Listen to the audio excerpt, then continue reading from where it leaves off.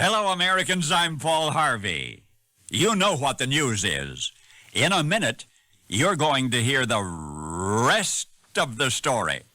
Now, the rest of the story.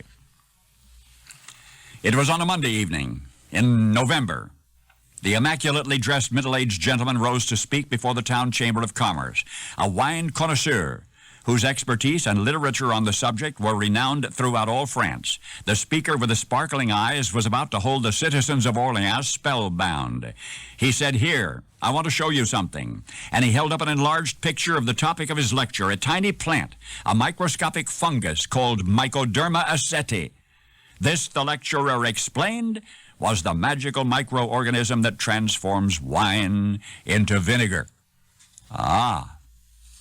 All it needs is to contact the surface of any alcoholic or slightly acidic liquid, and with amazing speed it forms something called mycodermic veil. In fact, in warm weather, a mycodermic veil the size of the entire Orleans lecture hall could be formed in less than 48 hours. The vinegar manufacturers of the city of Orleans listened in rapt attention as the speaker continued. An essential component of the process, he said, is air. Without it, mycoderma cannot multiply. That's why wine in an absolutely airtight bottle stays wine longer. But there is a way. There is a way, he said, to keep wine from turning sour indefinitely. That method is to heat the wine to 55 degrees centigrade, which kills the mycoderma fungus. The same process could be used by vinegar makers to stop mycoderma from multiplying at just the right moment. Everybody in that audience realized at once the significance of the lecturer's discovery, for the longer French winemakers could keep their wine fresh, the more wine they could export. Indeed, the speaker, this wine authority, had recently supervised a study made by the French Navy, an experiment involving two 500-liter barrels of wine, identical except that the wine in one of the barrels had been heated. Both barrels were placed in the cargo hold of a ship which went to sea for 10 months and returned, and then the barrels were opened and the wine was tasted, and yes, the unheated wine had actually begun to turn bitter.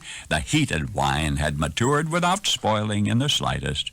Other wine experts were astonished that the heated wine had nevertheless mellowed with age. But the wine doctor who addressed the people of Orleans that night explained, wine does not age due to fermentation, but rather by slow oxidation, which heating, in fact, improves. And the listeners in the lecture hall stood and cheered. For once upon a time there was a French wine connoisseur who so loved his nation and its wine industry that he gave them his genius. Gave them a method by which the gospel of fine French wines could be spread to the ends of the earth. For through his brilliance in the science of microbiology, he murdered the microbe that had turned the Bordeauxs and embittered the Burgundies and roped the Champagnes, and a world of wine lovers rejoiced. More than 100 years has passed since that November night, when a sparkly-eyed scientist thrilled the citizens of Orleans. We now know that his invention was everything that he said it would be, and more. You may have thought that wine doctor Louis Pasteur, when he created the heat preservation process we call pasteurization, you might have thought he had milk on his mind. Now you know the rest of the story.